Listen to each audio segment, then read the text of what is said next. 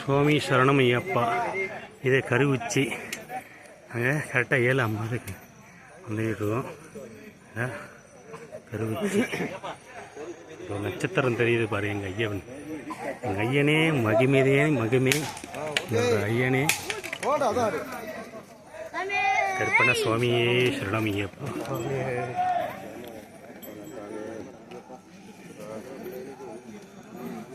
ஒரு சுத்து சொல்லிட்டு அப்பள சாறு சாமி பார்த்து